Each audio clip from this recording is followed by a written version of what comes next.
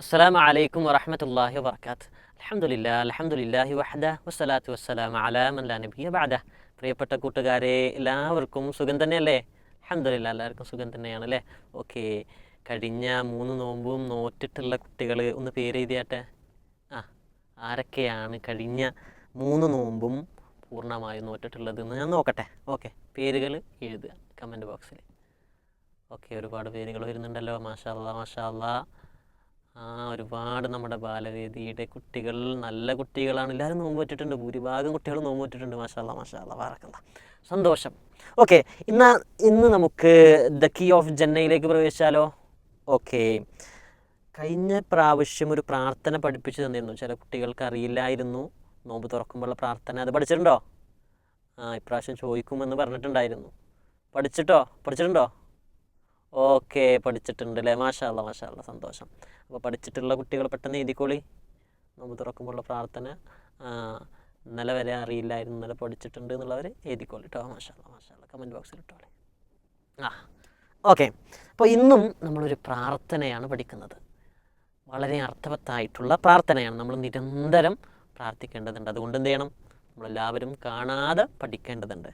പ്രാർത്ഥന അതിങ്ങനെയാണ്: അല്ലാഹുമ്മ ഇന്നി അസ്അലുക ഇൽമൻ നാഫിഅ വറിസ്ഖൻ ത്വയ്യിബ വഅമലൻ മുതഖബ്ബല. എന്താണ് അതിൻ്റെ അർത്ഥം? എന്താണ്? അല്ലാഹുമ്മ ഇന്നി, അല്ലാഹുവേ തീർച്ചയായും ഞാൻ, അസ്അലുക നിന്നോട് ചോദിക്കുന്നു. അപ്പോൾ നമ്മൾ അല്ലാഹുവിനോട് ചോദിക്കുകയാണ്. എന്തൊക്കെയാണ് ഈ പ്രാർത്ഥനയിലൂടെ നമ്മൾ ചോദിക്കുന്നതെന്ന് അറിയോ? ഇൽമൻ നാഫിഅ, ഉപകാരമുള്ള അറിവ് നമ്മൾ അല്ലാഹുവിനോട് ചോദിക്കുകയാണ്. നമുക്ക് ഉപകരിക്കുന്ന അറിവ് അത് അല്ലാഹുവിനോട് ചോദിക്കുകയാണ്. ഉപകാരമില്ലാത്ത അറിവ് അറിഞ്ഞിട്ട് കാര്യമുണ്ടോ? ഒരാൾ കക്കാൻ പഠിച്ചു, കാര്യമുണ്ടോ? അവർക്ക് കുറ്റല കിട്ടുക, അവർക്ക് ഉപകാരം ഉണ്ടോ? അവനവസാനം ഒരുപാട് തിന്മകൾ ചെയ്ത് വെറുക്കപ്പെട്ടവനായ നരകത്ത് പോകൂലേ? അപ്പം നല്ലത്, ഉപകാരമുള്ളത് പഠിക്കണം. സ്വർഗം കിട്ടാൻ പര്യാപ്തമായിട്ടുള്ളതല്ലേ പഠിക്കേണ്ടത്?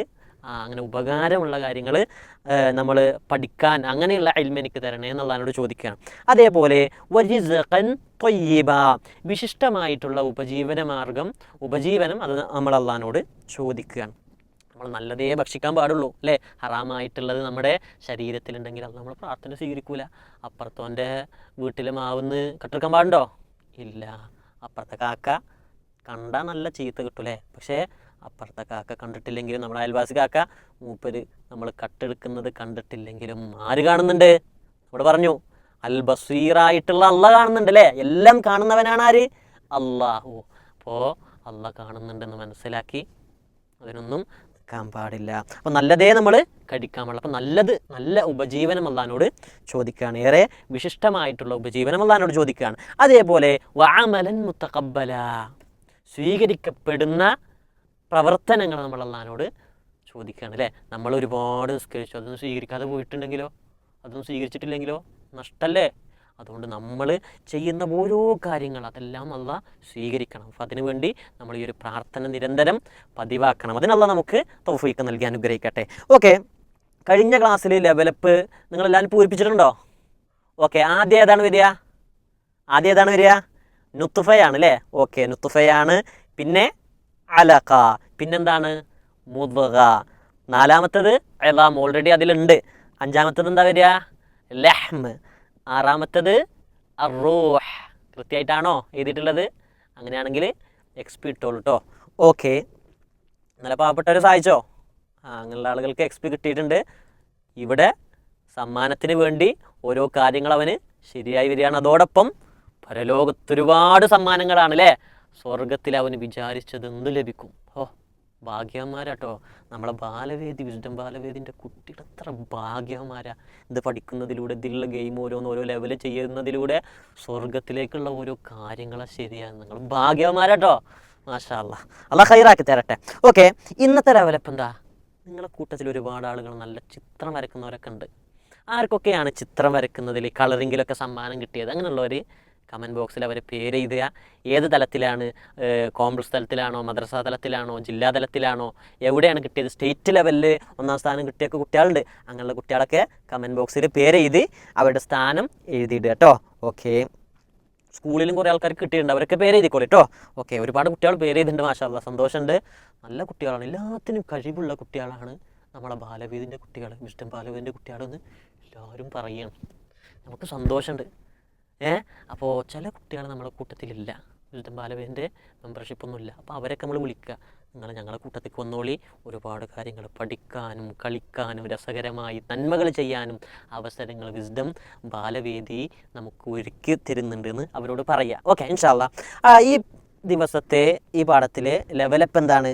നല്ല ഒരു ചിത്രം അത് പൂർത്തിയാക്കാനാണ്. അപ്പോൾ നമ്പർ അനുസരിച്ച് ഇങ്ങനെ കൃത്യമായി വരക്കുക. എന്താണത്?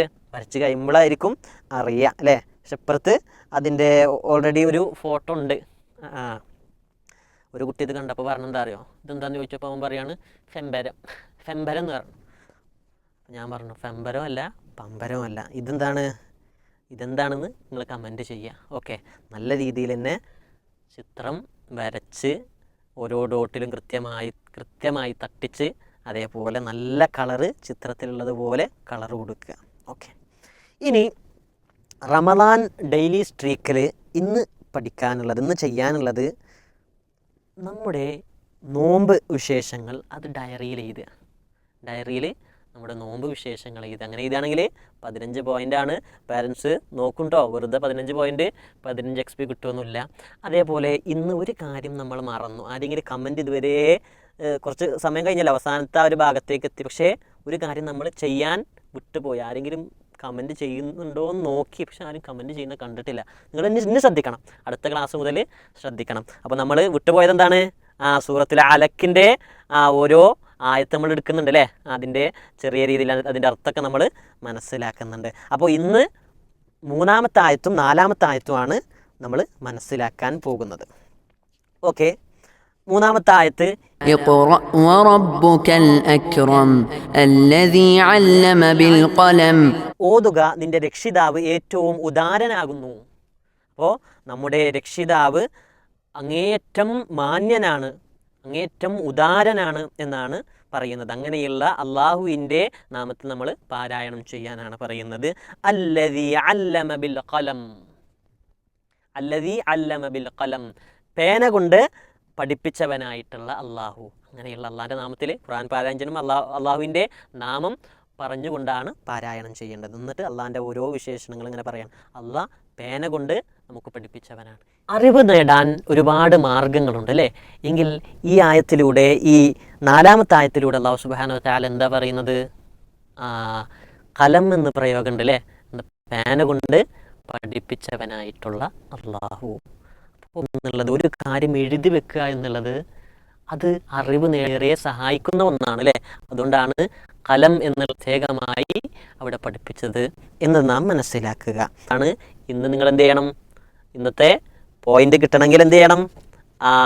നിങ്ങൾ കൃത്യമായി റമദാൻ ഡയറി അത് എഴുതണം. ഇന്നത്തെ ദിവസം പ്രത്യേകമായി എഴുതി കഴിഞ്ഞാലേ ഇന്നത്തെ ഓരോ വിശേഷണങ്ങൾ, ഇന്ന് ബാലവേദി ക്ലാസ്സിൽ പങ്കെടുത്തു, അതിൽ അമാനു സാറ് നമുക്ക് ഒരുപാട് കാര്യങ്ങൾ പറഞ്ഞു തന്നു.